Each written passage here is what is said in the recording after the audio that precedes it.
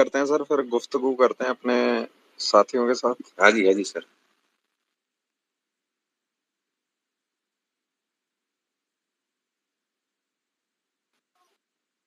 किसी का कोई क्वेश्चन रहेगा या किसी को कुछ इनपुट करना है, वो भी अपनी रिक्वेस्ट भेज सकते हैं।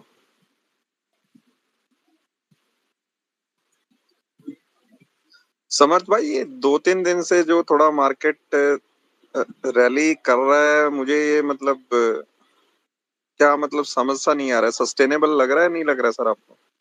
देखिए sir, what I have seen in the market is कि लास्ट 3-4 दिन से मार्केट गिर नहीं रहा था। ओके, जैसे नीचे जाता था ऊपर वापस स्प्रिंग बैक होता था नीचे लो से। और यानी अमेरिकन मार्केट भी अगर ऊपर से नीचे आती थी तो भी हमारा मार्केट तो ऊपर ही रहता था। That means someone was buying Nifty या निफ्टी के कंपोनेंट है, रिलायंस है, एचडीएफसी बैंक है, जो भी है वो कंपोनेंट बाय कर रहा था on the wake of this news which came today morning about Reliance Industries कि भाई जो भी विंडफॉल टैक्स था उसमें उन्होंने गवर्नमेंट ने कम किया है। So this was the main reason which the market was waiting, and this got discounted today itself. तो मेरे को लगता है अभी कोई और न्यूज़ है नहीं मार्केट में, क्योंकि इन्फ्लेशन के हिसाब से अगर देखें तो खाने-पीने की चीज़ के ऊपर जो अभी तक टैक्स नहीं लग रहा था, जीएसटी नहीं था या वेट नहीं था पुराने ज़माने में, तो अभी इन लोगों ने वो जीएसटी भी डाल दिया है। तो एज़ सच जो इन्फ्लेशन का प्लसेस होंगे वो तो आएँगे मार्केट में, अभी और डिस्काउंट होना बाकी है। तो जो गुड न्यूज़ था वो आज डिस्काउंट हो गया है, जो वेट कर रहे थे, क्योंकि कल आप देखो सितंबर में someone purchase around 8 lakh Nifty future positions, 8 साढ़े 8 लाख किसी ने पोजीशंस बिल्ट अप की थी यस्टरडे इटसेल्फ। तो समवन न्यू कि भाई this thing will be coming up today itself और विद इन अ डे और टू। तो आज वो उसमें से अराउंड 40 टू 60% तो वो कट हो गई है। 1 मिनट देख लेता हूँ मैं कितना हुआ है, वो भी देख लेता हूँ, 1 मिनट। क्योंकि मेरे हिसाब से जो पोजीशन बनी थी फ्यूचर्स में, सितंबर फ्यूचर्स की बात कर रहा हूँ निफ्टी में, तो आज के दिन में वो 8.5 लाख से रही अभी 5 लाख, यानी 3.5 लाख पोजीशंस अभी वो बुक की है प्रॉफिट उसमें, लॉन्ग्स अनवाइंड हुए हैं। तो मार्केट को ऊपर जाने के लिए अब एक और क्या है कि शॉर्ट कवरिंग में और 100-200 पॉइंट जा सकता है मैक्स टू मैक्स, यानी कल एक्सपायरी है, this is the main reason कि जा सकता है, बट सस्टेनेबल नहीं है बिकॉज रिजल्ट्स इतने अच्छे नहीं आ रहे प्रिंस जी। अगर आप if you go deep dive into the results, वो वाई ओ वाई कंपेयर कर रहे हैं, और वाई ओ वाई कंपेयर करने के प्रॉब्लम की वजह से, because last year it was a covid time, if you see 2021 this quarter was covid peak time. तो उस टाइम पर तो बिजनेस हुआ भी नहीं था। इफ यू आस्क मी, कोई भी कंपनी का रिजल्ट इतना अच्छा नहीं था कोविड की वजह से। अभी उसके साथ आप आज के दिन में कंपेयर करोगे, बिकॉज आज तो कोविड का कोई इतना है नहीं इफेक्ट मार्केट के अंदर, और तो भी अगर बिजनेस इतना मार्जिन बढ़ा नहीं है या सेल्स इतना नहीं बढ़ा है, तो पॉजिटिव होता नहीं है। आपको क्यू और क्यू ही कंपेयर करना पड़ेगा, या आपको 2020 या सॉरी 2019 का रिजल्ट के साथ कंपेयर करो। 2020 का भी रहने दो, आप साइड में रख दो, क्योंकि तब कोविड चालू हुआ था। अब 2019 से कंपेयर कर लो अगर करना है तो, बिकॉज कोई भी आज के दिन में अगर आप बैंक्स में पैसा लेने जाते हो एज ए लोन, तो भी वो 2019 का ही टर्नओवर देखते हैं, क्योंकि उनको पता है 2020 और 21 में कुछ हुआ ही नहीं था ये क्वार्टर के अंदर।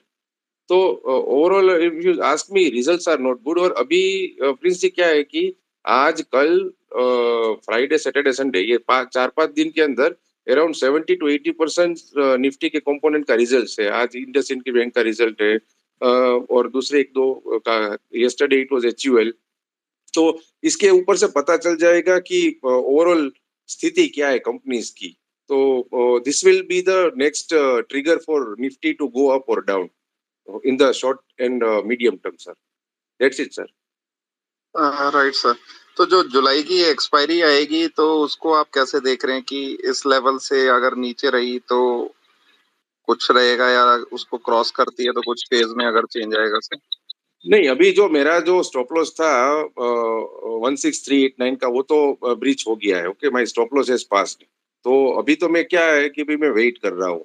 अगर क्योंकि 16,600 600 650 के आसपास थोड़ा रेजिस्टेंस है निफ्टी में और सप्लाई जोन है वहां पर, तो उसके ऊपर मैक्स टू मैक्स अगर जाएगा तो 16,800 बस मैक्स, बस वहां पर खत्म। क्योंकि इस एक्सपायरी में एक आप चीज देखो प्रिंस जी की जो वॉलेटिलिटी इंडेक्स है VIX, it is going down every day, it is going down every day. तो this means that the put and call option का जो प्रीमियम है वो बहुत कम है। तो that means it will be one way, यानी आप ऊपर जाएगा या भी नीचे जाएगा। तो 4-5 दिन से या एक वीक से आप देखोगे तो Nifty is going up only straight line में। तो ट्रेंडिंग डे अभी डाउनवर्ड भी हो सकता है, या कल या फ्राइडे, और या मैक्सिमम मंडे भी हो सकता है। I am not saying anything on that, but trending day हो सकता है ऑन द, क्योंकि volatility index is going down and right now it is at pre war का जो था, यूक्रेन रशिया का जो वॉर चालू हुआ था उसके पहले का वीक्स लेवल आ गया है। That means people are very casual, they are not hedging their positions, और दे आर सेइंग दैट वही सब वॉर वॉर खत्म हो गया है, there is nothing as such of inflation और ग्रोथ का कोई प्रॉब्लम है नहीं। अभी इंडिया इज सेक्लूडेड इनफ, या इंडिया अभी अलग हो गया है वर्ल्ड से, हम तेजी में ही है।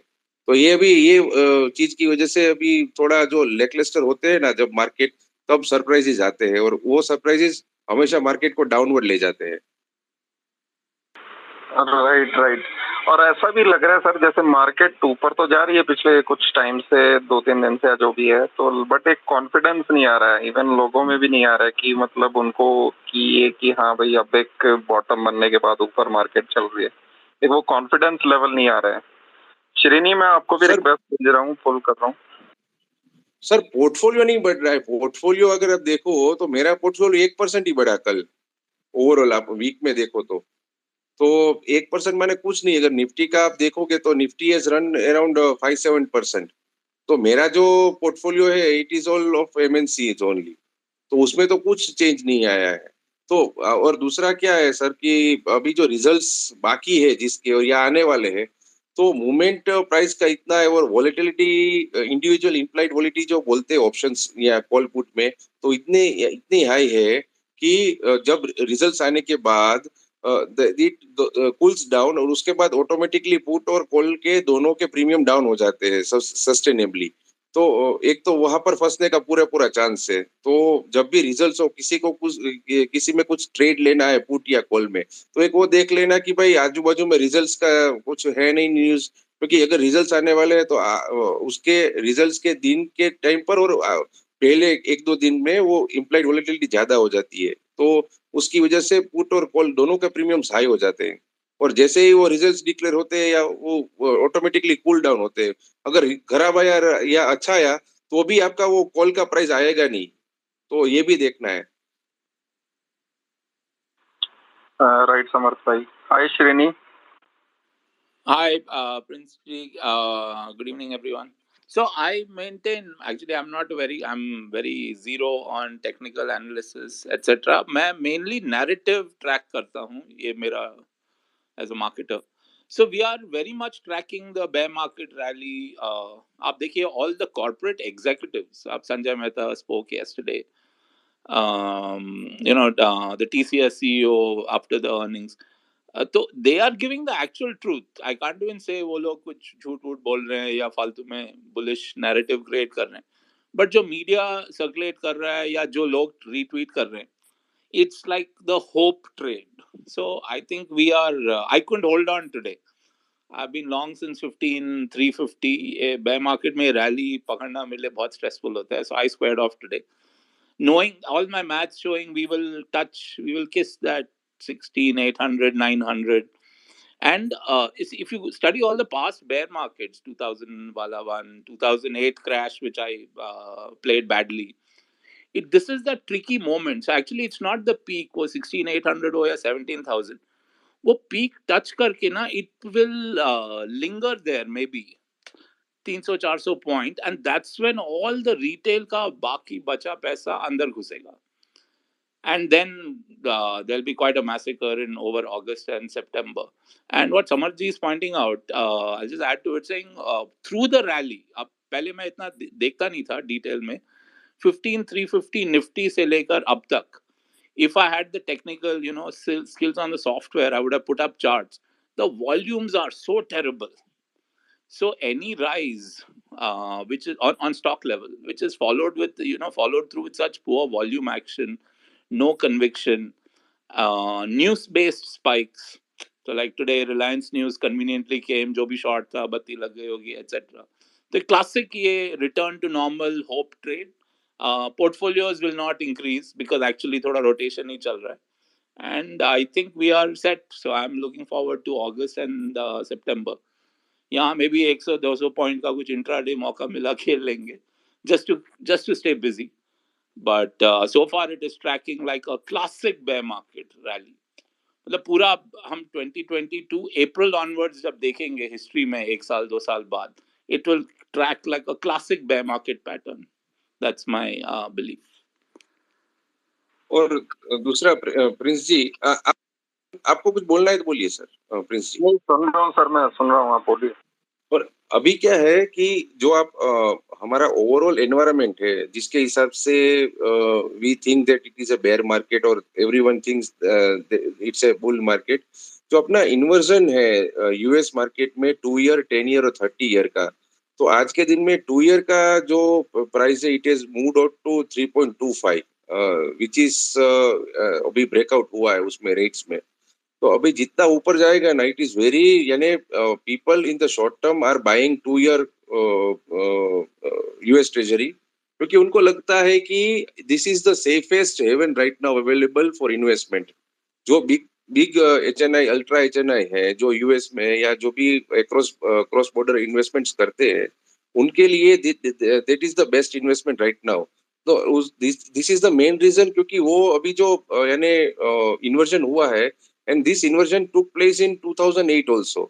तो जितना यानी वो जितना ऊपर जाएगा, जब तक वो 2 ईयर का यील्ड 10 ईयर से या 30 ईयर से डाउन नहीं जाएगा, तब तक आपको ऐसा ही, यानी this is the only narrative which is there available, कि आदमी लोग या investors, big investors are buying short term treasury of US because it is the safest haven.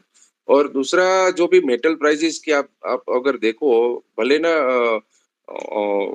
DXY down हुआ है, जैसे वो जो अपना dollar index, but metal index में ओवरऑल आज के दिन में भी थोड़ा मूवमेंट डाउन साइड ही रहा था। और copper, which is the backbone of the metal, overall जो होता है कॉपर का यूजेज वो सबसे ज्यादा है, वो भी डाउन ही है।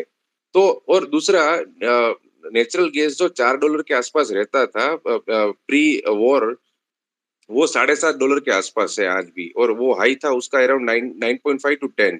और क्योंकि डाउन इसलिए है क्योंकि उसका यूजेज है नहीं, they are facing heat waves across Europe, UK में भी हीट वेव है और सभी जगह पर हीट वेव का इश्यू है। तो natural gas as such will not be a useful thing for consumption. तो वो अभी होगा, उनका जो भी नेचुरल गैस का प्राइसेस जो होगा अपसाइड, वो it will be after August September only, once the winter sets in Europe. तो तब सही में पता चलेगा, क्योंकि अभी क्या है कि वो डाउन हो गया है, तो सब लोग लेकलस्टर हो गया है कि भाई वापस, वही मैं बात बोलूंगा कि वॉर खत्म हो गया है। यहाँ पर अभी वॉर का सिचुएशन नहीं है, यहाँ पर कौन किसका ईगो सेटिस्फाई होता है ना, वही देखना है। और रशिया का ईगो सबसे बड़ा है, if you ask me. So he will satisfy his ego to the max extent. Right Samarth भाई। बट समर्थ भाई, बहुत सारे हमारे ऐसे साथी हैं जो मैक्रोज वगैरह या जो डेली बेसिस पे जो इवेंट्स आ रहे हैं उनको ट्रैक नहीं करते हैं। तो आपके मतलब 2-3 डिकेड के अनुभव से आपको क्या लगता है कि उनके लिए क्या सही रहेगा, कि SIP वाले फॉर्मेट में उनको सही रहेगा, या वो मतलब वेट करें राइट टाइम का, किस हिसाब से? मतलब दुर्गेश जी आपके पास भी आते हैं हम। ये मैं तो अगर म्यूचुअल फंड में कोई इन्वेस्टमेंट करना चाहता है आज के दिन में, तो उसको मल्टी कैप या बैलेंस एडवांटेज फंड, दो ही कोई भी, यानी कोटक बेफ है या ICICI बेफ है, यानी बैलेंस एडवांटेज फंड, बेफ माने बैलेंस एडवांटेज। उसमें एक सेफ्टी ये रहता है कि जब भी मार्केट ऊपर जाता है, they switch over their funds to debt, और फिर बाद में जैसे मार्केट नीचे आता है, they rebalance it to equity. तो वो जो है कोटक बैलेंस एडवांटेज फंड है, उसमें 10% तक ही इक्विटी और 90% डेट तक वो जा सकते हैं। तो वो जो स्विच ओवर होता है उसमें कई बार क्या होता है, customers are safe on their investments, और आईसीआईसीआई बीएफ भी है, और अपना एचडीएफसी, आई थिंक आईसीआईसीआई और कोटक का ही पता है मेरे को। तो ये बीएफ में आप इन्वेस्टमेंट करो या मल्टी कैप में करो। मल्टी कैप में क्या है कि मिड कैप, स्मॉल कैप और लार्ज कैप तीनों में डाइवर्सिफाई रहता है इन्वेस्टमेंट्स। तो ये दोनों दो में ही आप चालू रखो, एसआईपी बंद करने की जरूरत नहीं है। I don't think so. SIP का उसमें क्या है, अगर इफ एनीवन वांट्स टू, यानी मैं क्या करता हूँ मैं आपको बताऊंगा, 2 मिनट आपका और लूंगा। आज के दिन में for example my SIP value is, investment amount is 20,000, और आज के दिन में उसका अगर 18,000 वैल्यू है, ओके, तो मेरे पास अगर स्पेयर मनी है जो मेरे को जरूरत नहीं है, तो मैं वो 2,000 का जो गैप है ना वो आज के दिन में फिल अप कर दूंगा एज ए लमसम अमाउंट।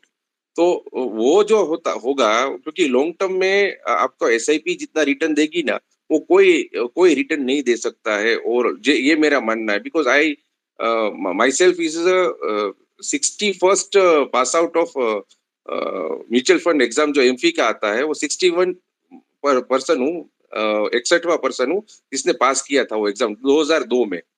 तो इसलिए पता है इतना कि एसआईपी जितना रिटर्न देगा ना उतना कोई इन्वेस्टमेंट देगा नहीं, बट उसमें आपको रोकना नहीं है। मार्केट डाउन होगा ना तो आपको ज्यादा डालना है पैसा। और एक ये जो सब बोलते हैं म्यूचुअल फंड गलत है, सब नहीं होते। आपको वो देखना है कि आप अच्छे कंपनीज या अच्छे जैसे आईसीआईसीआई है, एचडीएफसी है, एक्सिस है, या अपने एसबीआई है, उसमें इन्वेस्टमेंट करो, कोई प्रॉब्लम नहीं है। नए भी आए हैं, पीपी जो पराग परीख का भी आता है म्यूचुअल फंड, तो भी वो भी अच्छा है, क्योंकि उसका तो अभी इतना इन्वेस्टमेंट हो गया था तो एक स्कीम में तो उनको बंद करना पड़ा था फ्रेश इन्वेस्टमेंट्स। तो इसमें कर सकते हो। और मैंने जो बोला ना कि 10-20 हजार का वैल्यू और 18,000 हो गया, तो 2,000 का टॉपअप भी कर सकते हो उसमें, there is nothing wrong in that. तो बट वो जो स्पेयर मनी है वो आपको ये 3-4 साल 5 साल आपको भूल जाना कि अभी नहीं, देखना है उसके साइड कितना वैल्यू है, वो रोज देखना नहीं है। आप देखो, आप इवेल्युएट करो, 15-20 दिन महीने में एक बार देखो, और 30-40 हजार साइड में रख दो, उसमें उसको टॉपअप करते जाओ।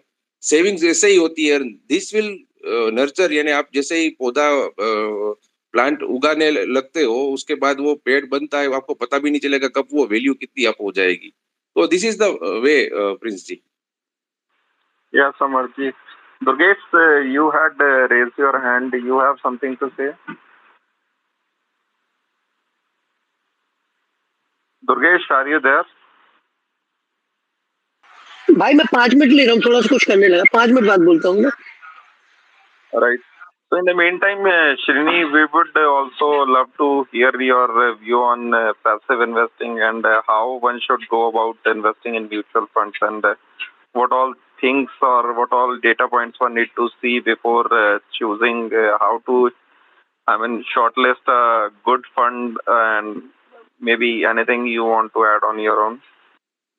Actually, जो समर्थ भाई ने बोला है, I would just like to underline it, saying, I think in this environment, balanced advantage funds or maybe some of those top 100 funds will do well.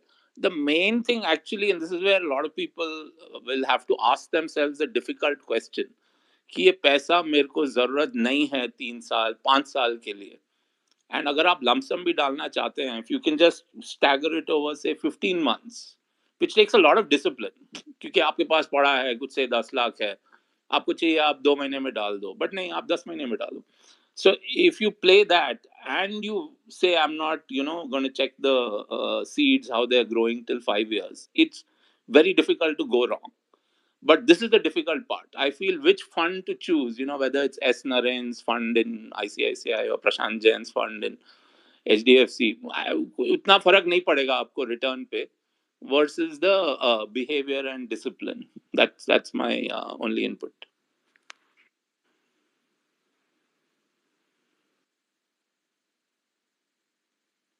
एक दूसरा ये है प्रिंस जी कि अभी जनरली अमाउंट कितना डालना है एसआईपी में, वो अगर आपको कंफर्म करना है तो मेरा तो थंब रूल ये है कि whatever you are earning as a salaried person, जैसे फॉर एग्जांपल किसी का सैलरी पूरे साल का 10 लाख रुपए है, तो डिवाइड बाई 2, यानी 5 लाख रुपए आपको साइड में घर खर्च के लिए रखना पड़ेगा। 5 लाख आपका फ्री मनी हो गया।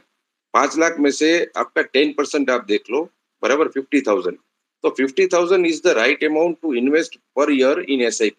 ये मेरा थियरी है फॉर इन्वेस्टमेंट इन एसआईपी, क्योंकि ओवर करने के बाद भी क्या होगा, यू वी बिकम अनईजी। कभी भी मार्केट डाउन होता है ना, हम वो देखने जाते हैं कितना वैल्यू हुआ, कितना वैल्यू हुआ, बट अगर कम अमाउंट किया है ना, तो we will not be that much eager to know what is the balance right now, what is the value of our funds. तो थोड़ा कम ही करना है, बट वो लॉन्ग टर्म के लिए करना है। जो भी करना है वो 3-5 साल के बाद ही अब सोचोगे ना, तो ही पैसा दिखेगा आपको, नहीं तो हमेशा आपको ऐसा ही लगेगा म्यूचुअल फंड गलत है। Very right. So, guys, any questions or maybe any input you want to contribute, you simply have to press the speaker button, mic button, so that we get your request and we approve and would allow you to speak or maybe uh, try to answer your questions. So basically, mutual funds का जैसे सभी ने बताया कि भाई there are instances when you are not able to devote that much time to analyze a business or a company. In that case, when you are not sure that you will do good by investing directly, so you resort to basically passive way of investing. So mutual funds में आप SIP अपना कर देते हैं, तो आपके behalf पे fund managers जो म्यूचुअल फंड्स के होते हैं, दे इन्वेस्ट इन स्टॉक्स, सो आपको उसकी यूनिट्स मिलती हैं। तो ओवर नॉर्मली हमारा क्या होता है कि when it comes to money, when we invest, we have a view that we double it or maybe triple it as soon as possible, but that is far from reality.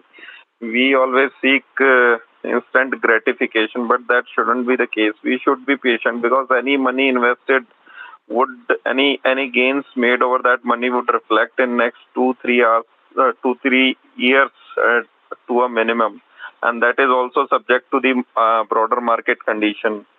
So again, when you regularly SIP, so definitely your cost averaging comes such a way that over a period of time, as Shrini and Samarth and others were saying, so basically the corpus builds up, and you get a handsome index level return if you have made a good selection and maintained the necessary discipline of investing throughout.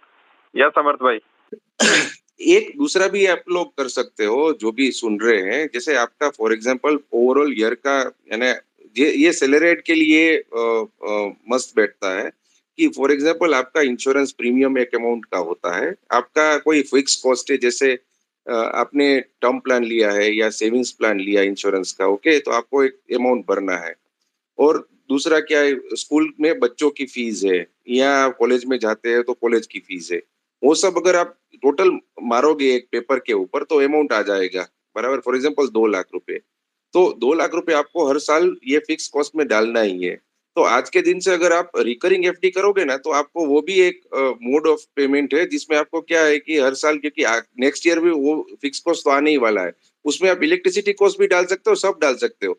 तो ये चीज क्या है, आपके salary में से deduct हो जाएगा, तो नेक्स्ट ईयर आपको वो लमसम अमाउंट जो मिलेगा ना, एक इकट्ठा, जैसे आपने 10,000 रुपए हर महीने एक बोला कि मेरे को 10,000 रुपए रिकरिंग एफडी करनी है 12 महीने के लिए, तो 1,20,000 वो हो गया, प्लस इंटरेस्ट अमाउंट मिला के कुछ अराउंड 5-10,000 वो हो गया। तो आपका वो जो नेक्स्ट ईयर का खर्चा है ना, उसमें से आपको you will feel some comfort, क्योंकि अभी मेडिकल कॉस्ट इतना हाई हो गया है कि कई कई बार क्या होता है कि मेडिकल कॉस्ट आने की वजह से अपना जो सेविंग्स है ना, वो इरोड हो जाता है। तो ये अगर ये डिसिप्लिन भी करोगे ना, तो नेक्स्ट ईयर या फ्यूचर में कभी भी कुछ भी छोटा मोटा कॉस्टिंग आया, मेडिकल खर्चा आया या कोई भी पढ़ाई में खर्चा आया, तो it will be helpful for you considering your overall portfolio and overall आपका इन्वेस्टमेंट है ना, वो रुकेगा नहीं। एसआईपी में अगर करते रहोगे और साइड में ये भी करते रहोगे, तो एसआईपी पे देखने की जरूरत नहीं रहेगी कि भाई वो विड्रॉ करके यहाँ पर यूज कर दूं। तो ये भी है प्रिंस जी। जी समर्थ भाई, तो कमल जी, आप भी अपना कुछ पैसिव इन्वेस्टिंग पे, या मतलब जो हमारे भाई ऐसे हैं जो रेगुलर मार्केट को ट्रैक नहीं करते हैं और नहीं करना चाहते हैं, they are not into trading and they want to do effortless investing to say means they want to do it passive way, तो अगर आपका कोई इनपुट है तो आप भी और ऑडियंसेस मैंने कुछ रिक्वेस्ट तो भेजी हैं, और अगर आपको रिसीव हो रही हैं तो आप स्पीकर पैनल पे आइए, otherwise you send in the request, I will pull you up. आपके जो सवालात हैं तो we would be more than happy to take those questions. हाँ, good evening everyone. I mean मेरा तो 3 तरह के इन्वेस्टमेंट्स हैं, I mean and it's been for now quite a long. एक तो है कि छोटा मोटा मेरा हर साल कुछ एक एक्स अमाउंट जो LIC की रिकरिंग पॉलिसीज आती हैं, only LIC, I mean the government one, उनकी जिसकी जो इक्विटी लिंक्स या इक्विटी लिंक्स होती है उसमें से जाते हैं। कुछ मेरे पास मतलब हर महीने मेरा एक रहता ही है जो हर महीने में कुछ न कुछ करके गोल्ड के ETFs या गोल्ड के जो कहते हैं ना, हम क्या कहते हैं, गोल्ड इन्वेस्टमेंट्स करता हूँ, either of this ways. So that has been going for a long time for me. And एक इन्वेस्टमेंट है जो हर साल का जितना भी मेरा बचा हुआ ट्रेडिंग का प्रॉफिट अपने खर्चा निकालने के बाद जो भी होता है, that I keep on doing FDs and I don't touch that. I don't touch at all, so that एक regular income over a period of time अब मेरे पास I mean in 10 years time have got that good recurring income in way of interest which is coming to me because I'm not touching my principal anymore. So that is how I'm been investing. और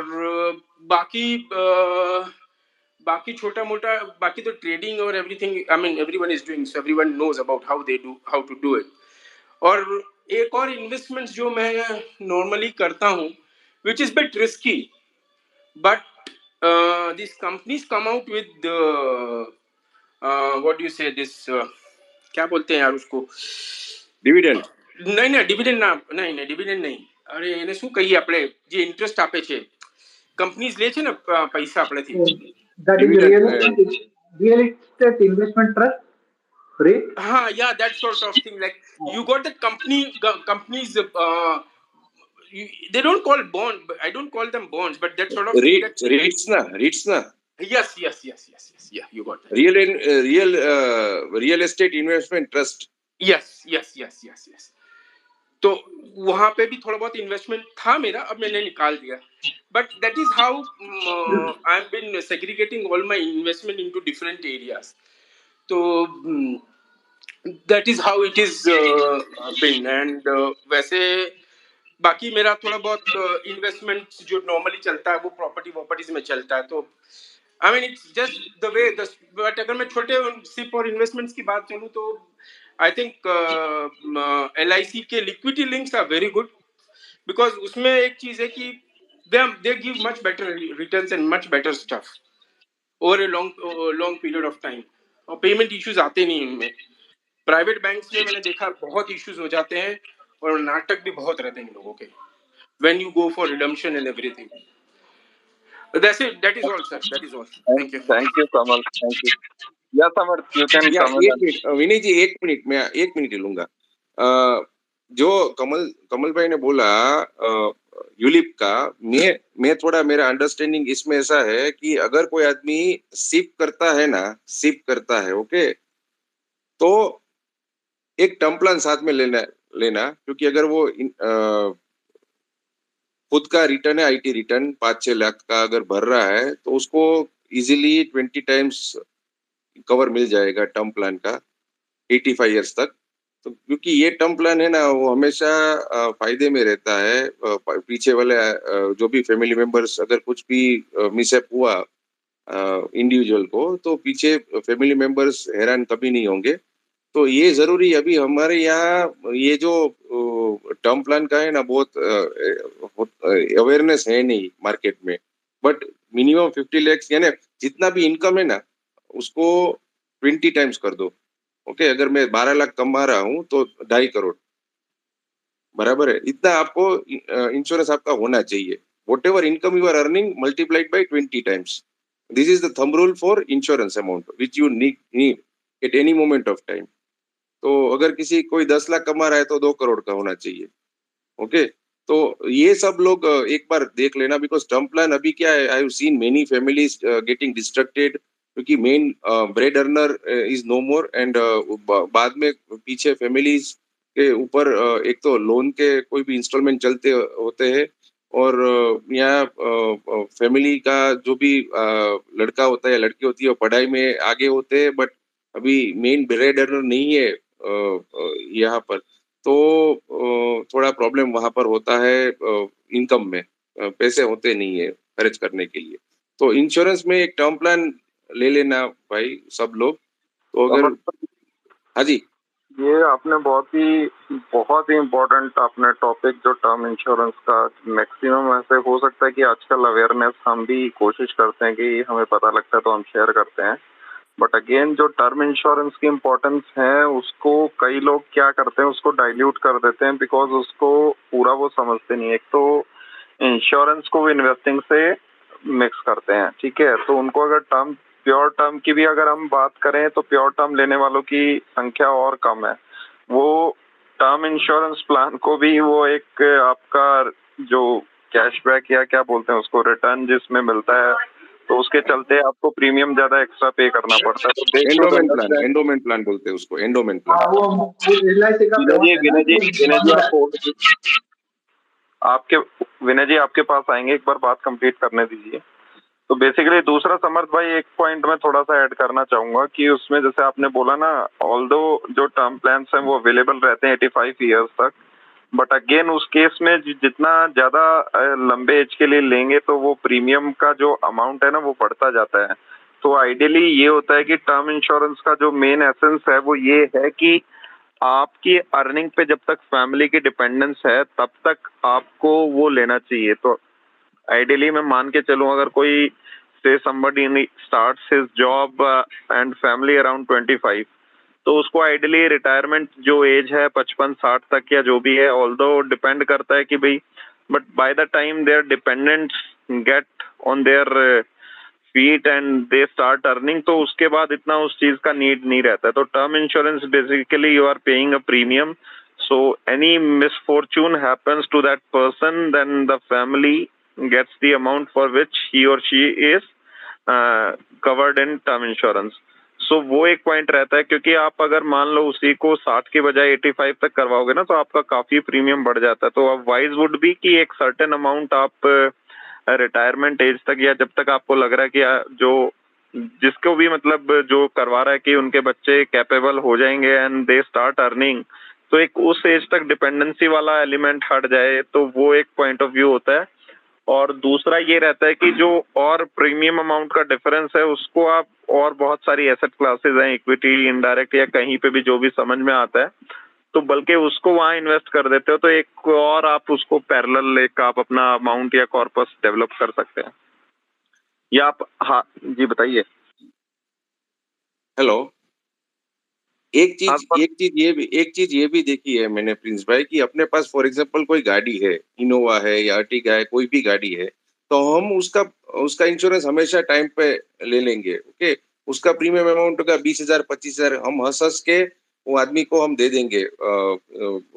every year we will be doing the same thing. Okay, भले ना उसका claim हम ना भरे, but हम अपना जब इंश्योरेंस का बात आता है तब हम अभी जो इंश्योरेबल कवर है ना वो कभी हम लेंगे नहीं। और दूसरा क्या है, आपने जो बोला ना वो भी ठीक है, सही बात है। तो उसमें अगर फॉर एग्जांपल 2 करोड़ का रिक्वायरमेंट है मेरा इंश्योरेंस का, तो we can do in 2 parts. 1 crore का हम शॉर्ट टर्म में लेंगे, जैसे आज के एज, अगर किसी की एज 30 ईयर्स है या 35 ईयर्स है, तो 35 ईयर्स में हम 15 साल का ही प्रीमियम पेमेंट रखो आप। ओके, और प्लान भी 15 साल का ही रखो 1 करोड़ के लिए, और बाकी का 1 करोड़ का 85 ईयर्स तक रखो। ऐसा कोई लिमिटेशन तो है नहीं कि भाई हम यहाँ हर साल भी हम ले सकते हैं। जो मिनिमम 50 लाख का कवर है हम हर साल बढ़ाओ। आज 50 लाख लो, नेक्स्ट ईयर अभी थोड़ा इनकम बढ़ गया तो नेक्स्ट और 50 लाख ले लो, जैसे इनकम बढ़ता है आप ले लो। और ये एक दूसरा फायदा ये है कि जितना यंग एज में आप लोगे टर्म प्लान, और आपका यानी उसमें तो इंश्योरेबल इंटरेस्ट होना चाहिए, क्योंकि आपका ITR भी मांगेंगे वो लोग, तो जितना वो जल्दी आप करोगे उतना आपको सस्ते में मिलेगा।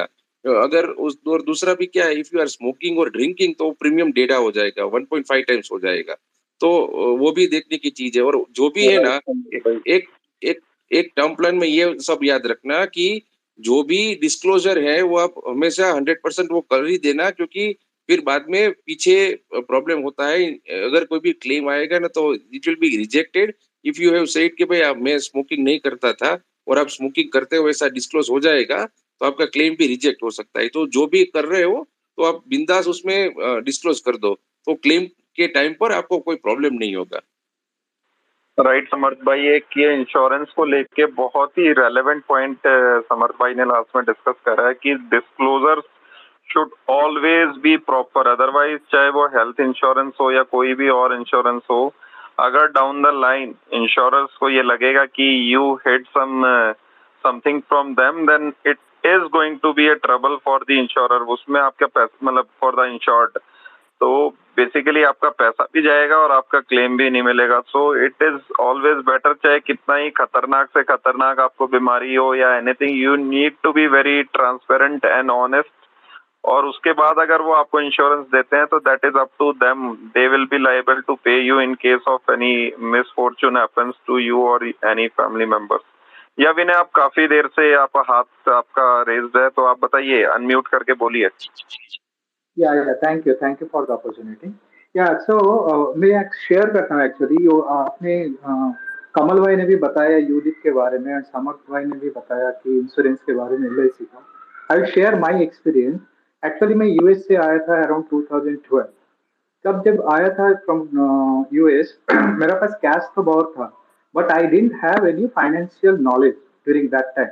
तो क्या हुआ, जब when I went to ICICI bank, कुछ तो अपना काम के लिए गया था, कुछ एफडी वगैरह क्लोज करने के लिए गया था, and I wanted to withdraw some amount.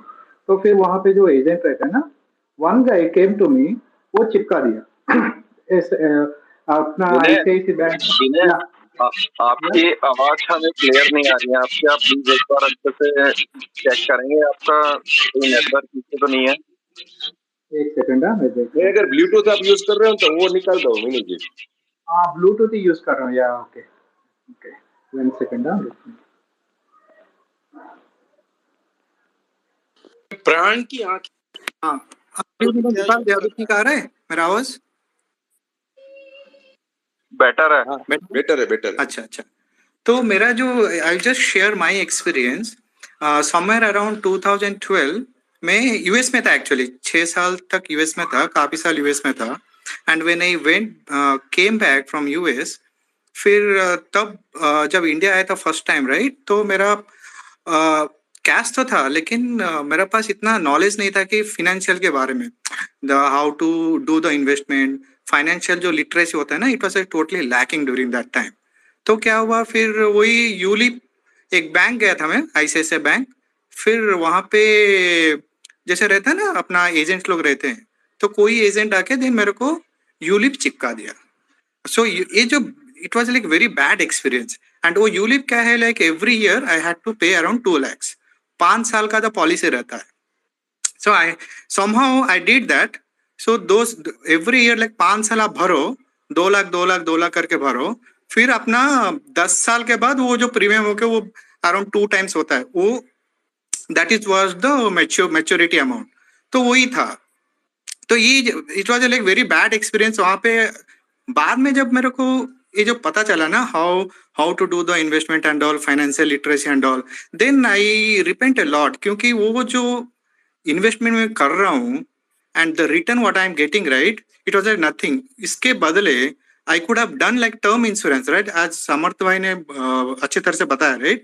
I could have taken a term insurance. मैं 1 करोड़ का टर्म इंश्योरेंस लेता तो hardly I would have paid around 40 to 50,000 yearly, तो मेरा हो जाता। और remaining amount I would have invested in the market और इन अपना स्टॉक मार्केट में इन्वेस्टमेंट करके। Instead of that I could have plainly invested in the और Nifty stocks and all, right. Nifty में या निफ्टी 500 म्यूचुअल फंड में भी डाल सकता था। So that was like one of the biggest mistake I have done. तो ये मैं शेयर करना चाहता हूँ कि आप लोग भी थोड़ा मतलब you need to be very careful whenever you go to ULIP. ULIP is nothing but our term insurance plus investment. तो इसको basically rather than combining this thing, right, you can separate it. अगर हम लोग को insurance लेना है तो purely we should go for a term insurance, and if you want to investment, let's directly go to the mutual fund और you can do direct stock investment. और एक था फिर LIC का भी मेरा एक बैड एक्सपीरियंस है। बचपन में मेरा पेरेंट्स ने कुछ तो LIC पॉलिसी किया था, तो वो अराउंड एक्चुअली 2 लाख का मैच्योरिटी था, and every 6 month I was paying around 25 to 30,000। तो आप देख लो 2004 में 2-3 लाख का वैल्यू बहुत ज्यादा था, but now when it comes to like after like 20 years, right, 15 to 20 years, that 2 to 3 lakhs amount is nothing now, hardly like 2-3 महीना का एक्सपेंडिचर में हो ही जाता है। तो this is also one of the thing, right, which is like our parents, they didn't have that kind of knowledge, they would have done it during that time। तो ये भी है, but somehow I closed it। LIC का तो close कर दिया था, but अपना ULIP का तो I have, because it was a like big amount, I had to pay like all the 5 installment and all। ये this is something I would like to share with the audience। Thank you, Vinay. Yeah. Thank you, and you are not the only one with such kind of things. We have plenty of people with similar experiences. कि उनको they earn very good amount, but they are not good on investing, or maybe they were because हमारे school और colleges में these things are missing. We hardly get any lessons on personal finance, or there are only few families, I mean, who have a good understanding, and they pass on the same thing to their children. So basically देखो, personal finance का एक बोलते भी है, personal finance is more personal than finance, right. सबसे पहले तो अपने आप को समझना है, उसके बाद ये समझना है कि भाई पैसा है, इसकी जो परचेजिंग कैपेसिटी है, ठीक है, तो आपको उसको मेंटेन करना तो एक चैलेंज है। अगर आप उसको सिर्फ मेंटेन कर रहे हैं तो it means you are just compensating for the inflation. आपको पैसा ग्रो करना है तो ऑब्वियसली जो मार्केट में इन्फ्लेशन है उससे आप ज्यादा रिटर्न कंसिस्टेंटली बनाएंगे तो आपका पैसा ग्रो होगा। तो आपको अपने, देखो कोई आके आपको नहीं बताएगा, और यहाँ स्पेसेस में भी डिस्कशन होते हैं, आप सुनते हैं, तो उस चीज को आप एक स्टार्टिंग पॉइंट और एक ट्रिगर लेके चलिए कि that this and that topic was discussed, that person said that in his capacity, ठीक है। देखो सारी बातें जो हम यहाँ कर रहे हैं वो 100% सही नहीं हो सकती या 100% गलत नहीं हो सकती। So everyone has their own way of understanding things or studying things. So at least you should devote some time to see that what was discussed and what we can do. I mean, study about this topic so that we get to know कि हमें क्या करना है। At least you will be able to figure out कि आपको करना क्या है। जब आपको पता चलेगा कि करना क्या है, then you have to find out the ways in which you can optimally do the thing।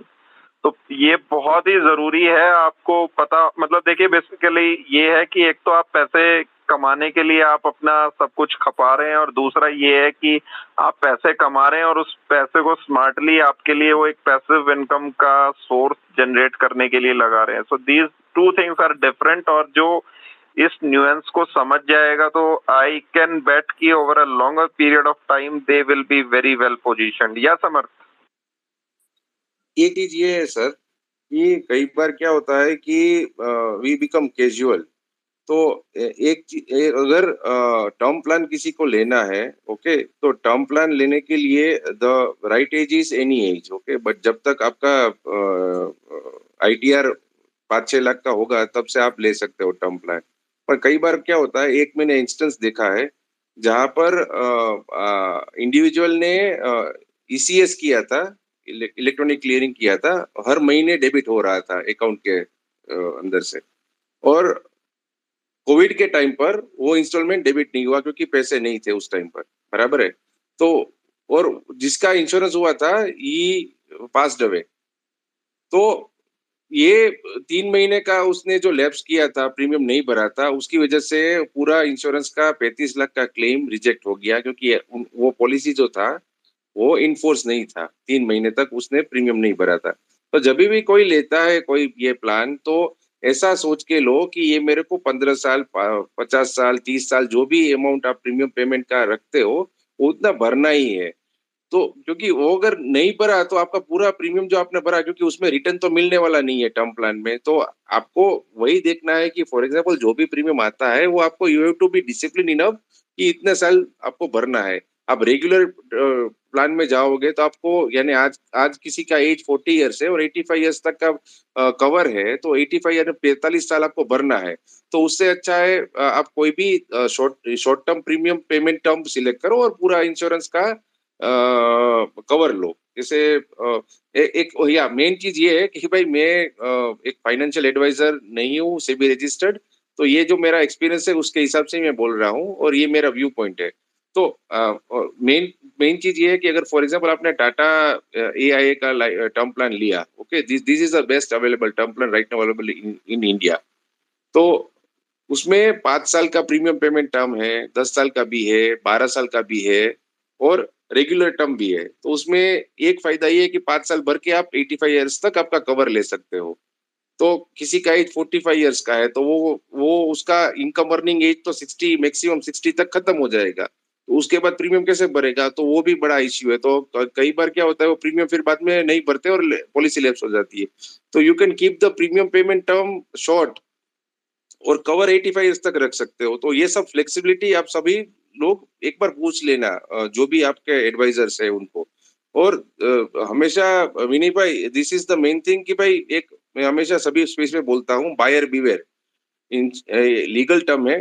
जब भी कोई चीज लेते हो ना यू आर रिस्पॉन्सिबल और आपने सब टर्म्स एंड कंडीशंस पढ़ के ही आपने ये चीज ली है। तो लीगल वे में देयर इज नो सैंक्टिटी कि भाई कभी भी आप उसको कंटेस्ट करोगे फ्यूचर में भी। तो कोई भी चीज कोई लेता है तो उसको फिर 10 बार देख के गूगल करके वो सब चीज लेना। राइट समर्थ भाई। विनय सर आपके पास सेकंड राउंड में आएंगे, काफी स्पीकर्स है और मैं सभी से रिक्वेस्ट भी करूंगा कि अपनी बात शॉर्ट में कहें so that we can rotate the speaker mic frequently. Vijay Kalra ji, you can unmute and keep your view in a limited time और maybe ask your question whatever it is. Yes, thank you Prince sir. तो Samar sir this question is for you. अब जैसे FIIs ने they have just reduce their selling, थोड़ी बहुत ही selling कम करी है और निफ्टी 1400 पॉइंट भाग गया।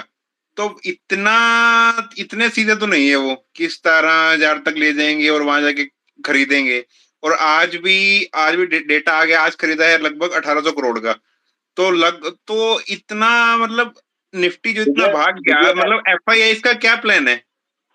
विजय मैं एक बार रोकूंगा। समर्थ भाई, वाजपेयी जी, विनय जी, क्या वॉइस का इश्यू आ रहा है? बिकॉज 3-4 स्पीकर्स ने मुझे मैसेज के थ्रू बताया कि नहीं, मेरे को नहीं आ रहा है प्रॉब्लम। मैंने जो विजय भाई ने भी बोला वो I am able to hear it, but कई बार वो ट्विटर में भी इश्यू है। तो जिसको आ रहा है उनको वो उनका जो कैश मेमोरी है ट्विटर का वो क्लियर करके एक बार वापस रिजॉइन कीजिए, तो आपको आएगा, प्रॉब्लम नहीं होगा। हाँ, तो मैं कह रहा था कि अपना इतने सीधे तो नहीं है एफआईआई कि अब वहां वो नीचे बेच के ऊपर खरीदेंगे।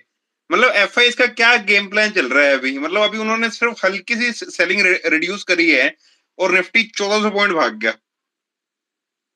जी सर। जी, एक बार हमेशा याद रखना कि when the tide is against you ना, ओके, आप अगर सेलिंग पे हो और अगर आपको बाइंग में कंफर्ट नहीं आ रहा ना, बराबर है, तो आपको फेंस पे बैठना है या आपको पोजीशन साइजिंग कम करनी है।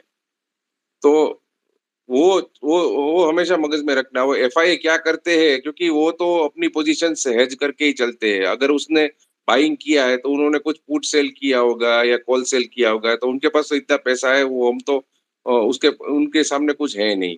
तो हमको तो अपना लेवल्स देखना है कि भाई कौन से लेवल पे शॉर्ट करना है या कौन से लेवल पे बाई करना है, बराबर है। तो वो अभी वही रखना, क्योंकि मेरा लास्ट जो प्रिंस जी भी थे और हमने बात किया था सैटरडे को फ्राइडे को, तो मेरे लेवल से 16389, ओके, तो वो तो पास हो गया। अभी मैं बैठा हूँ शांति से, जब तक रेड कैंडल नहीं होगी, जब तक एक रिवर्सल नहीं दिखेगा मेरे को, मैं सब बैठूंगा ही।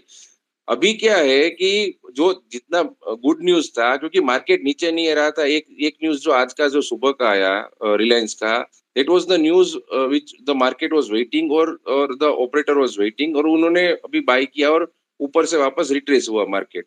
तो अभी कौन सा नैरेटिव बाकी है जिसके हिसाब से ये मार्केट अभी और ऊपर जा सकता है, वो आपको सोचना है, ओके।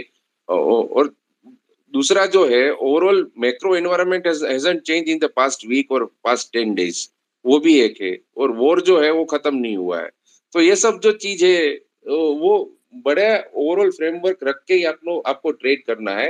एफआईएस क्या करते हैं, क्या लेते हैं, क्या नहीं लेते हैं, उनके पास बड़ा अमाउंट है, बड़ा चंक है, वो कभी भी बेच सकते हैं, कभी भी ले सकते हैं।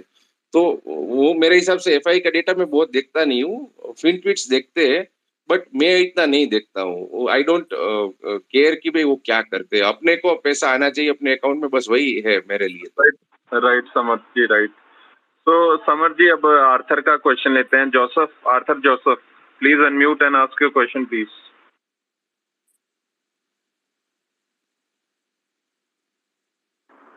No question, sir. So you sent the request for anything or नहीं कुछ रिक्वेस्ट नहीं है। गलती से अगर कुछ रिक्वेस्ट चला गया है, I am sorry, but no issues यार। नहीं, मेरा कोई क्वेरी नहीं है। I am listening. अच्छा लग रहा है सुन के। आई हैव टेकन 1,50,000 का LI इंश्योरेंस लेके रखा है, ईयरली, और LIC भी है। तो मैं जस्ट अपना क्या मेरा मिस्टेक हुआ है या क्या है वही एनालाइज कर रहा हूँ। That's it sir. Thank you Arthur. Vajpayee ji आप भी अपने व्यूज रखिए। थैंक यू प्रेस जी। नमस्कार सभी लोगों को, समर जी को भी नमस्कार। नमस्कार सर।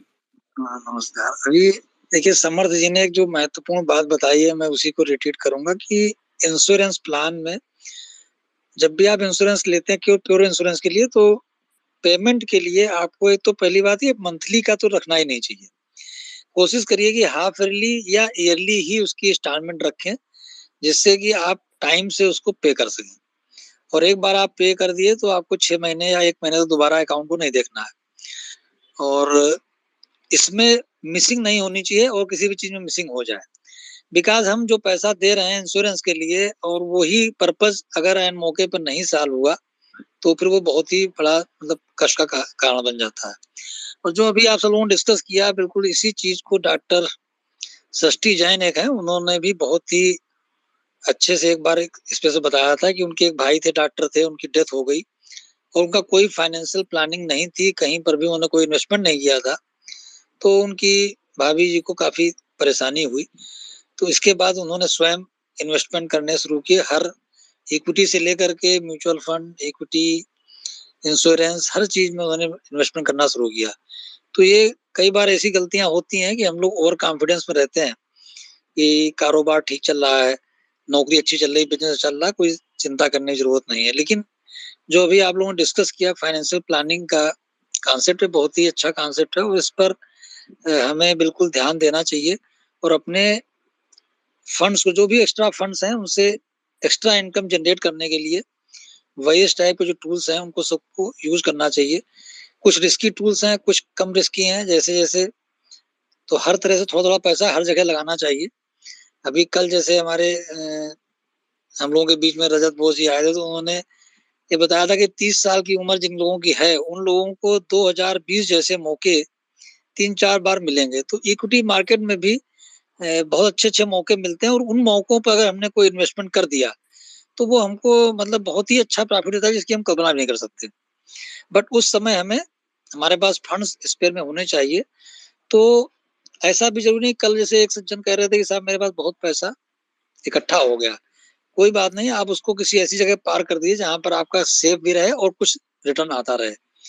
और आप वेट करिए कि जब आपको कहीं अच्छी अपॉर्चुनिटी मिलती है इक्विटी मार्केट में, तो आप वहां पर पहले से ही एक लिस्ट बना के रखिए। देखिए समर जी ने भी कई बार इस बात को कहा, हमारे शरद साहब ने भी कहा कि आप फेरा कंपनी, जो भी फॉरेन वाली कंपनी है, एमएनसी कंपनीज हैं, या अपनी इंडियन कंपनी भी इवन जो डेट फ्री हैं, जिनके पास कोई डेट नहीं है और रेगुलर प्रॉफिट अर्न कर रही हैं लास्ट 10 ईयर से 20 ईयर से, तो उनको आप अपनी लिस्ट में रखें। और जिस समय कोई क्रैश आता है, जिस समय कोई क्रैक आती है मार्केट में, 1000 पॉइंट एकदम से गिरती है, 2000 गिरती है, तो आप वहां पर थोड़ा पैसा अपना लगा सकते हैं। तो वो आपको एक अच्छा रिटर्न देगा। रूटीन कोर्स में लगाने पे आपको रिटर्न मिलने में थोड़ी सी उतना अच्छा रिटर्न नहीं मिल पाएगा, वेट करना पड़ सकता है मार्केट। जैसे अभी विजय जी आए थे, उनका 1200 पॉइंट बढ़ गई मार्केट। तो एफआई तो अप्रैल में भी बेच रहे थे, तो उस समय तो 2000 पॉइंट से ऊपर बढ़ गई थी। अब ये इस प्रकार के थोड़ा सा विचार रख करके कि इतनी बढ़ गई इतनी घट गई, ये तो रूटीन कोर्स में ट्रेडिंग कर रहे हैं उनके लिए तो ठीक है, बट इन्वेस्टमेंट वालों को एक चीज का ध्यान रखना चाहिए, जब कोई बहुत बड़ा क्रैश आता है वहां पर आप अच्छी क्वालिटी की कंपनियां आप उनको पहले से जो हम लोग डिस्कस करते रहते हैं इनमें से आप आइडेंटिफाई करके अपने पास नोट करके रखें और उस समय बिना किसी से ज्यादा पूछे जाचे उनमें थोड़ा पैसा लगा दें। तो आप देखेंगे 6 महीने बाद, 8 महीने बाद, 1 साल बाद आपको रिटर्न जो मिलेगा ना, कभी कभी 100% मिल जाता है, बहुत कम टाइम में 200% भी मिल जाता है, लेकिन उसके लिए हमें थोड़ा वेट करना पड़ता है। और ये वेट करने की अगर हम आदत को डेवलप कर लेंगे तो जो हमारे अन्य इन्वेस्टमेंट में जिनमें हमें कम रिटर्न मिल रहा है उसका कंपेंसेशन इससे हो जाएगा। और बाकी जो आप लोगों ने अभी काफी अच्छा डिस्कशन किया उसके संबंध में, तो उसको रिपीट करने का कोई मतलब नहीं। टर्म प्लान वगैरह या जो हेल्थ प्लान है इनको भी आजकल सब लोग ले रहे हैं और लेते भी रहना चाहिए, क्योंकि बीमारी का कुछ पता नहीं है। आजकल यंग लोगों को भी हाल ऑफ सडन कोई ना कोई प्रॉब्लम कभी कभी आ जाती है, तो आपका कम से कम जो एक्सपेंडिचर है वो कवर हो जाएगा। जैसे सर आपने जो हेल्थ इंश्योरेंस के बारे में बताया, तो नॉर्मली ये होता है कि जो लेटर लाइफ में, लेटर 20% लाइफ में आपकी 80% जो इनकम है उसकी जरूरत पड़ती है, तो we can gauge the gravity कि हमें अपना लेटर लाइफ के लिए कितना अपने आप को फाइनेंशियली मजबूत करके चलना चाहिए। बिकॉज हम initially, as you very rightly said, कि जब आदमी कमा रहा होता है और सब कुछ अच्छा चल रहा होता है, nobody feels like कि any unforeseen event can happen. But Corona is a live example in which many lives were lost and they were the sole bread earners for the family, and there was no financial support for their families after they left for heavenly abode. Had they been aware of this term insurance and health insurance thing, so there could have been so many, I mean, they would have been in a very better place, in the sense at least no one can, I mean, fulfill the place of a person, but again the financial distress once the person is gone is very hard for the generations to come, because the children or the family members also face so much of hardship. So we should not take these things lightly. See, what we do is, like, often there are some people, they say that these are repetitive things, or everybody knows it. What new you are telling? I know it is a normal thing and you might be aware of it, but any new person who is joining us today and he or she is not aware of it, so if we change the life of even one person, that would be more than anything for us. So it gives a real pleasure to us that we are moving in right direction. तो सबसे पहले आप अपने आप को मजबूत करके चलिए। हेल्थ इंश्योरेंस और टर्म इंश्योरेंस बहुत ही इम्पोर्टेंट है, इमरजेंसी फंड बहुत ही इम्पोर्टेंट है, सेविंग्स आपकी बहुत ही जरूरी हैं, और आपको पता होना चाहिए कि जो आप पैसा कमा रहे हैं you should put it to work, और आपकी purchasing capacity to the least आपकी रिटेन रहनी चाहिए। और ऑब्वियसली आपको ये पता होना चाहिए कि भाई किस एसेट क्लास में आप लगा रहे हैं वो रेगुलाइज्ड है या नहीं है। So there are so many entry cases, nuances. देखो, सुनने में बहुत सिंपल लगता है, बट हमें भी बहुत सारी एंट्री केसेस नहीं पता लगती। तो एक दिन की तो इन्वेस्टिंग जर्नी है नहीं, until unless मतलब this will last for decades. So it would be wise on our part to keep on learning things. Yeah, समर्थ भाई। एक चीज ये भी है हेल्थ प्लान में, आप देखना कि फॉर एग्जांपल 1 लाख तक, 1-2 लाख तक क्या है, it is variable for individual to sustain the cost. But 2 lakh यानी 2 लाख के ऊपर 5-10 लाख का खर्चा आता है ना, तब तकलीफ होता है, तब सेविंग्स को विड्रॉ करके वहां पर लगाना पड़ता है अगर इंश्योरेंस प्लान नहीं है तो I suggest people to take a top up plan that is up to 2 lakh तक कुछ नहीं मिलेगा आपको, खर्चा 2 लाख तक होगा तब कुछ नहीं मिलेगा, बट 2 लाख के ऊपर आप 30 लाख का ले लो तो आपको बेनिफिट ये होगा कि अगर आप 1 रुपी टू 30 लाख का इंश्योरेंस लेते हो हेल्थ प्रीमियम का, तो आपको फॉर एग्जाम्पल कोई 40 साल का है तो उसको प्रीमियम आएगा 45,000 रुपये आज के दिन में। 40 साल का आदमी है तो उसको 45,000 का प्रीमियम आएगा for cover up to 1 rupee to 25 lakhs. और अगर वो 2 लाख के ऊपर 25 लाख का ले रहा है तो उसको कॉस्टिंग आएगा, जो 45,000 है वो घट के हो जाएगा अराउंड 20,000। तो 50% के आसपास उसको कम प्रीमियम देना है। बट यही एक उसमें है कि 2 लाख तक आपको कुछ नहीं मिलेगा, 2 लाख तक आपको बेयर करना है। कोई भी हेल्थ इश्यू हुआ तो 2 लाख के ऊपर अगर 3.5 लाख का खर्चा हुआ तो 1.5 लाख का खर्चा आपको वापस मिलेगा इंश्योरेंस कंपनी से, बट 2 लाख तक कुछ नहीं मिलेगा। तो एक ये भी है, तो प्रीमियम आपका कम हो जाएगा। तो क्योंकि जब भी प्रॉब्लम होता है ना तब बड़ा अमाउंट ही आता है पिक्चर में, और तब आदमी टूट जाता है या फैमिली का जो भी सेविंग्स है वो निकल जाता है। तो ये भी आप देख लो, अब हमेशा टॉप अप प्लान की बात करना एडवाइजर से। राइट समर्थ भाई, सभी को वॉइस इश्यू आ रहा है, जिनको नहीं आ रहा है एटलीस्ट वो थंब रेज करके हमें बता सकते हैं, और जिनको आ रहा है वो हमें कमेंट्स में लिख सकते हैं, because I have got 3-4 comments, तो it might be the case that people are facing some voice issue or connection issue on our part, but being the host of this spaces, I am able to hear other speakers, and I guess other speakers are able to hear me as well. So अब क्या exactly issue है मुझे भी नहीं समझ में आ रहा है। एटलीस्ट जिनको थोड़ा बहुत issue आ रहा है, they can do one thing, they can disconnect and try connecting again. So guys, अगर किसी का कोई सवाल है तो वो रिक्वेस्ट भेज सकते हैं, कमेंट्स में भी लिख सकते हैं। अदरवाइज जो डिस्कशन हुआ है हम उसी को रिपीट करेंगे, तो some of you might find it repetitive, but again अच्छी इन्वेस्टिंग, पर्सनल फाइनेंस की, इन्वेस्टिंग की बुक्स पढ़नी चाहिए।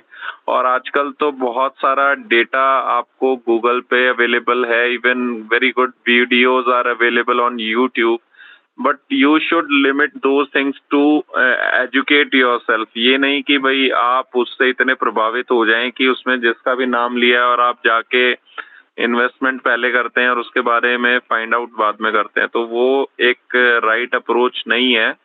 और आई have seen those who have spend decades in market, तो जितना आपका एक्सपीरियंस होता जाता है उतने आप सॉर्टेड होते जाते हैं। And one thing is for sure, those who have kept for decades in market, they have made good money. Otherwise, those who have burned their fingers in initial years, they do not come to market again and again.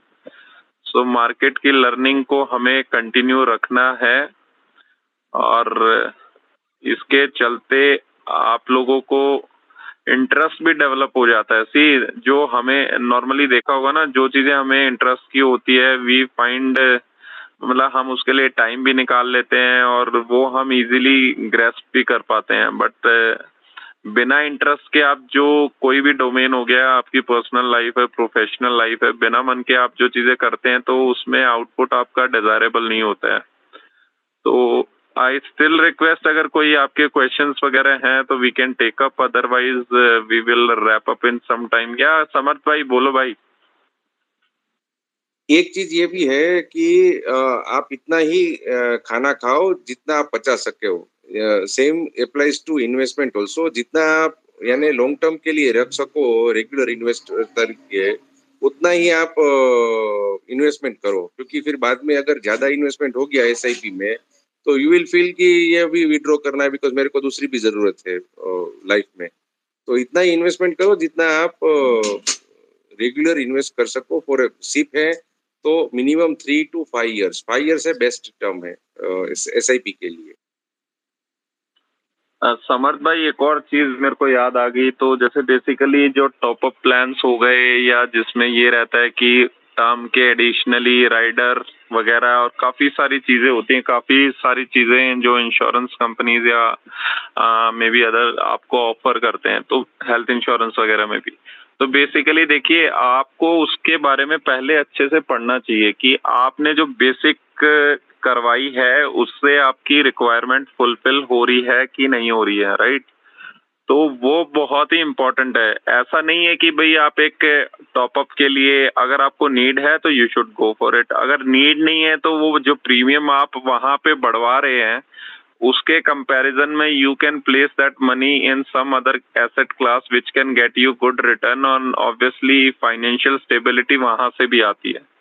तो ये भी एक view लेके चलना चाहिए कि भाई आपको टॉप अप या सुपर टॉप अप की जो बात हो रही है, अब मान लो कोई आप जिस एरिया में रह रहे हैं और एक मान के चलिए एक नॉर्मल हॉस्पिटलाइजेशन का एक थोड़ा होता है ना कि भाई विद इन एक ईयर का उसका होता है, से 10 लाख की लिमिट है या जो भी लिमिट है। तो अगर आपको लग रहा है कि उसमें मैक्सिमम कवर हो रहा है, टॉपअप की नीड नहीं है, तो why waste money on premium. But हाँ, जैसा आपने बोला कि अगर वो बेस अमाउंट कम है तो उस पर टॉपअप की जरूरत पड़ेगी, तो that is a sensible decision.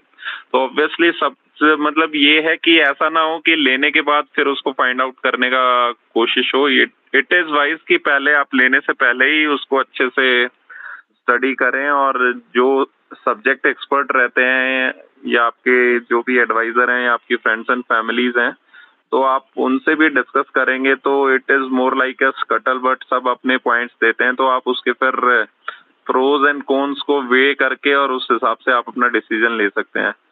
Ayan भाई, मैंने रिक्वेस्ट भेजी है, if you are free we would love to hear from you as well, so kindly accept our request. So guys, any questions? So you may send in a request, or we can continue with our normal discussion.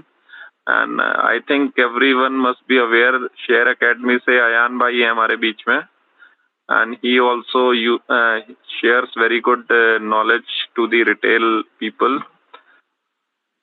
I think तो भाई किसी का कोई सवाल हो या कुछ input देना है तो बताइए, अदरवाइज we will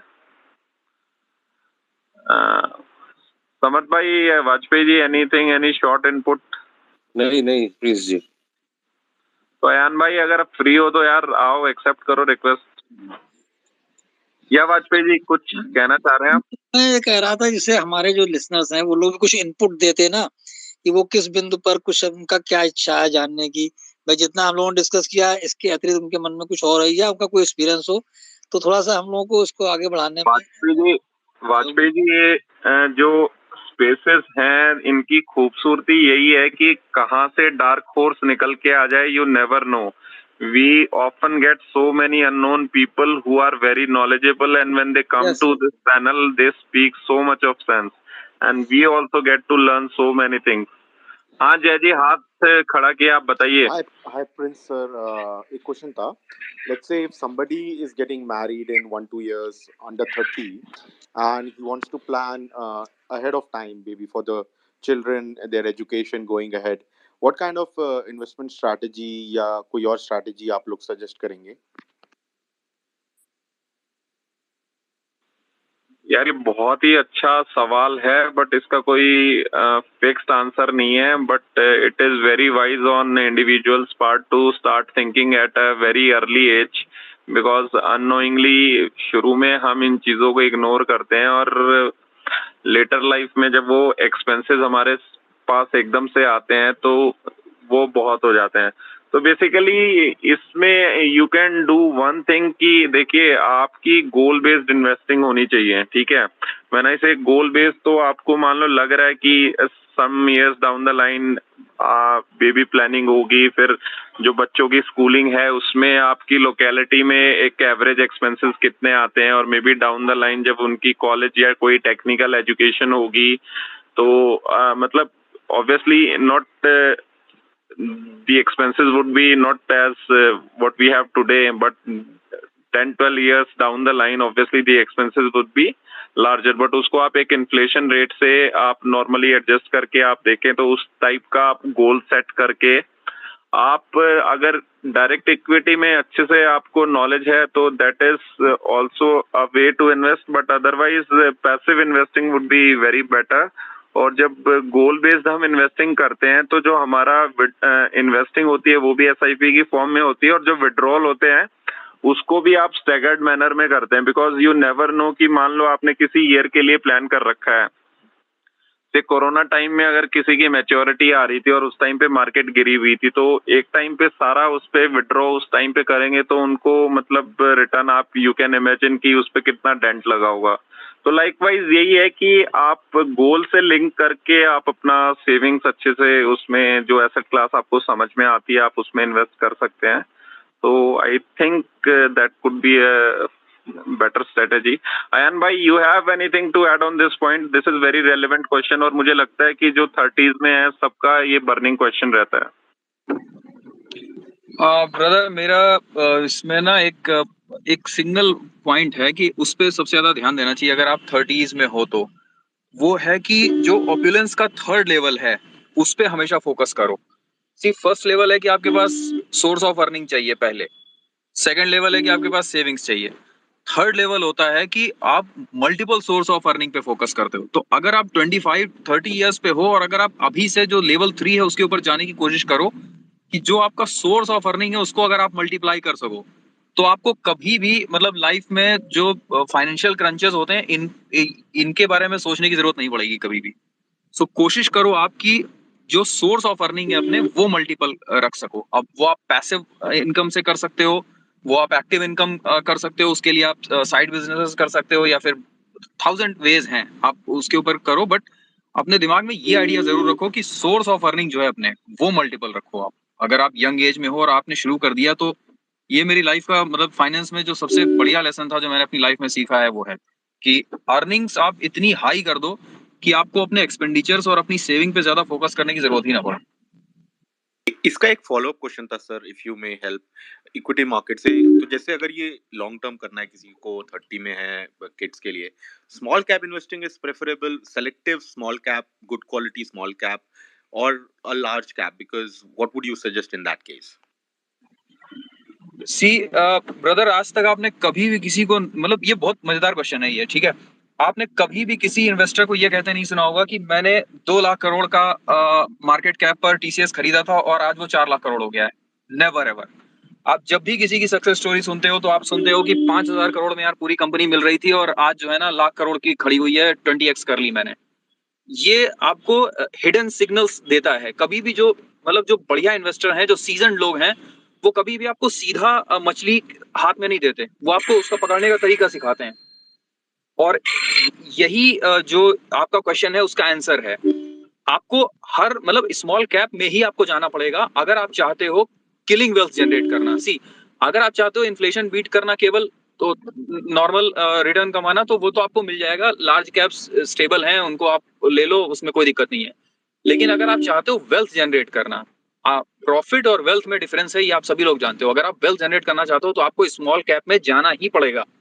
आप जितने भी बड़े इन्वेस्टर्स हैं इनका पोर्टफोलियो उठा के देखोगे तो उसके अंदर आपको स्मॉल कैप्स ही मिलेंगे, और वो लोग पागल नहीं है कि जो स्मॉल कैप्स के पीछे जा रहे हैं। और यहाँ पे जितने लोग बैठे हुए हैं इनमें बहुत सारे ऐसे हैं, आप उनसे बात करोगे तो वो आपको बताएंगे कि मतलब इन लोगों ने भी मतलब 10 टाइम्स स्मॉल कैप्स में रिटर्न्स लिए हैं, और अच्छी कंपनियां अवेलेबल हैं अभी भी। मतलब 10,000 करोड़ 20,000 करोड़ के ऊपर कंपनीज पड़ी हुई हैं कि जिनके अंदर 10x 20x होने का पोटेंशियल है। हाँ, एक चीज है कि अगर आप स्मॉल कैप्स में जाते हो तो आपको मेहनत करनी पड़ेगी।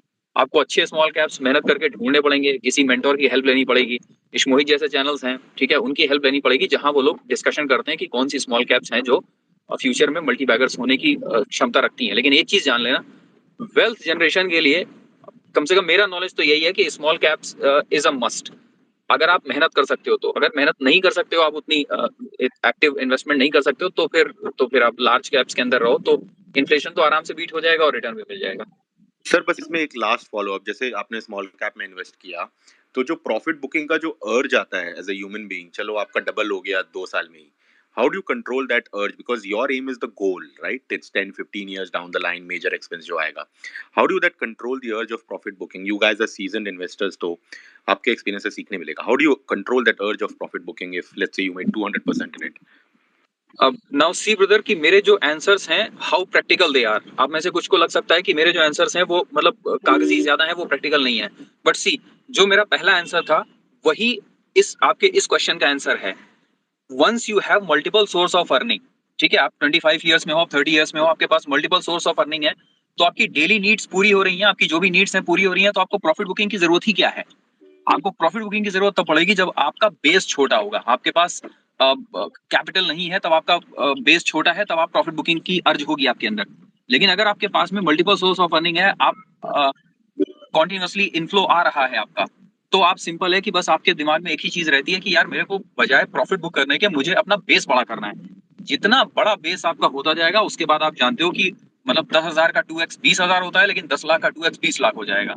तो इस वजह से जो पहला चीज है ना जिस पे फोकस करने को मैं कह रहा हूँ वो है मल्टीपल सोर्स ऑफ अर्निंग। अगर आपने वो कर दिया तो आपको फिर ये अर्ज नहीं आएगी। नाउ सेकंड एक चीज और है कि हर किसी के पास में भाई मल्टीपल सोर्स ऑफ अर्निंग नहीं होगी, हर किसी का बेस इतना बड़ा नहीं होगा।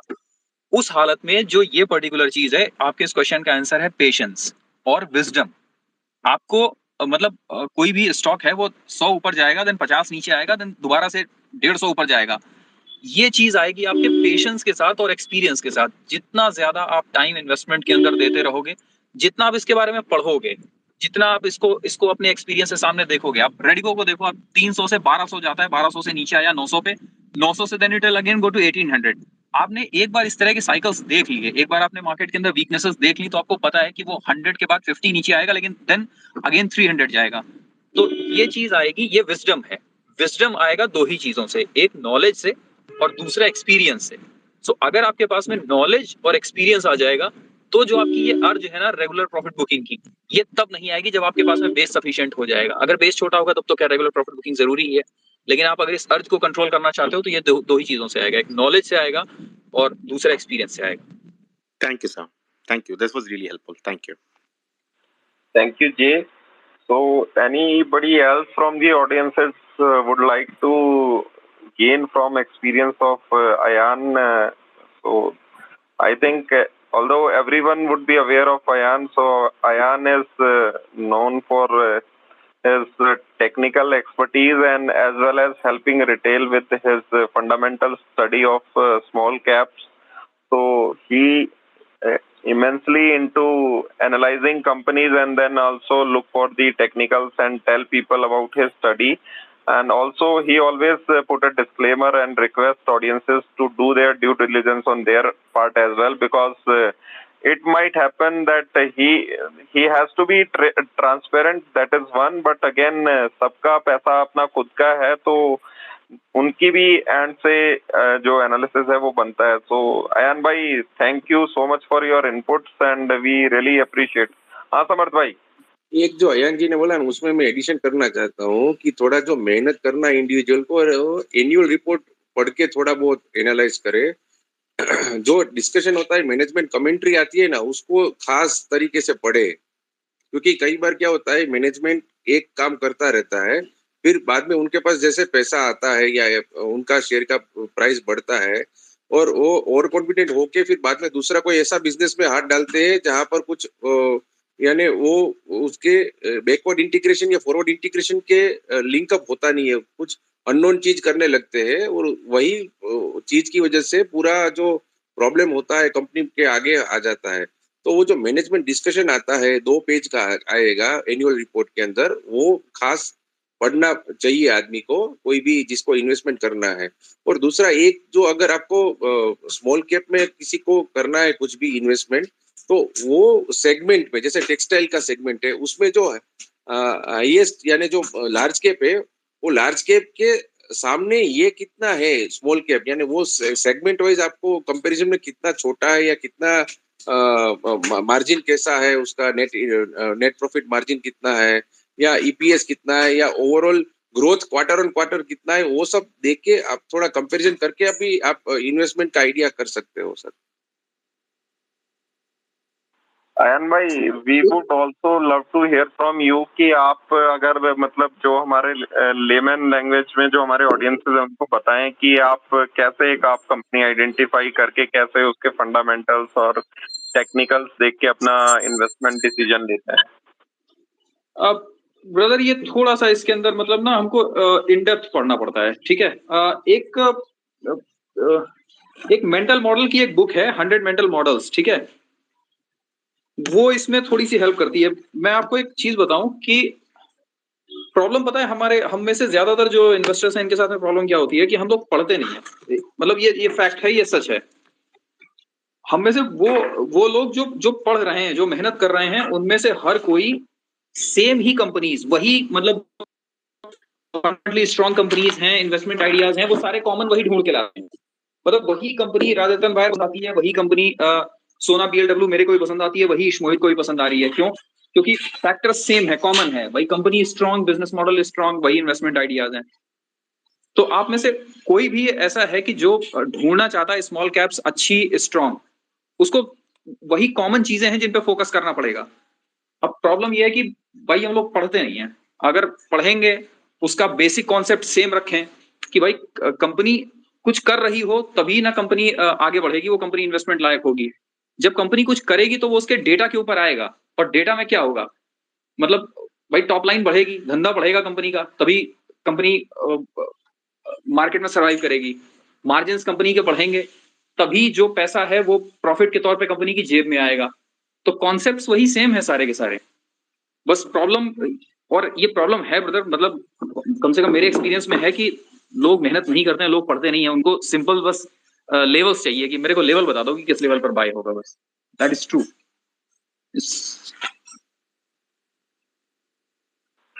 Rightly said. तो वाजपेयी जी, आपको कोई अयान भाई से कोई सवाल पूछना हो या कुछ और इनकी इनसाइट्स के बारे में जानना हो?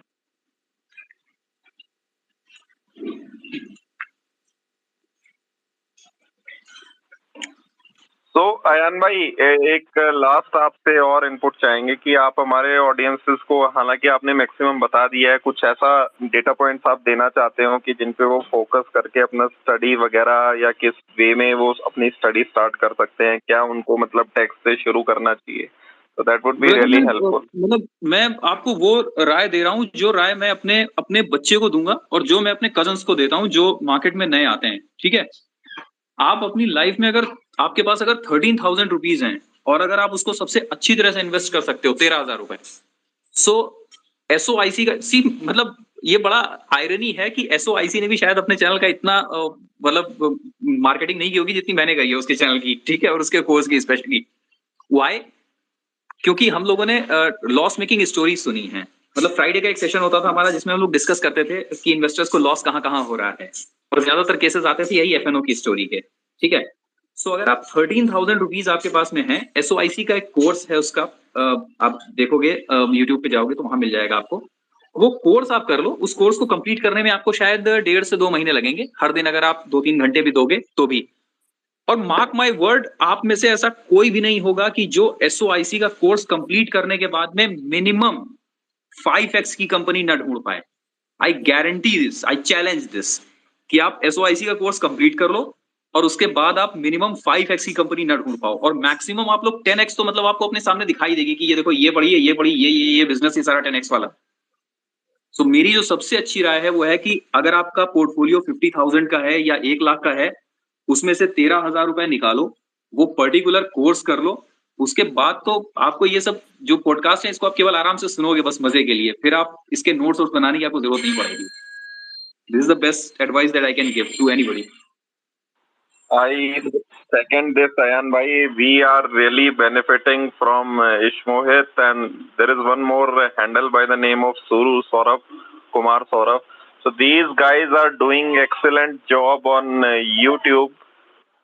तो आप इनके अगर देखिए, we are not endorsing, and जैसा यान ने भाई ने बताया कि we are personally benefited with the insight shared by इश्मोहित and SOIC team, so we are saying it from the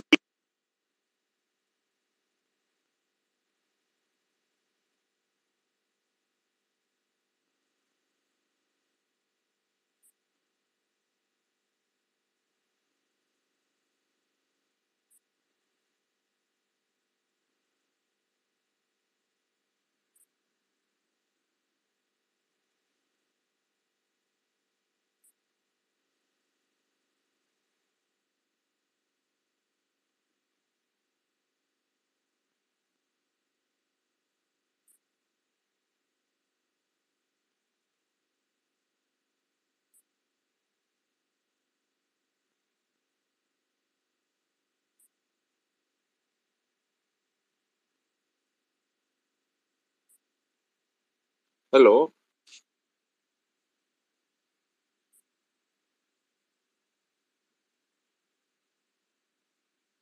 जी आवाज आ रही है कि मेरी सम इश्यू?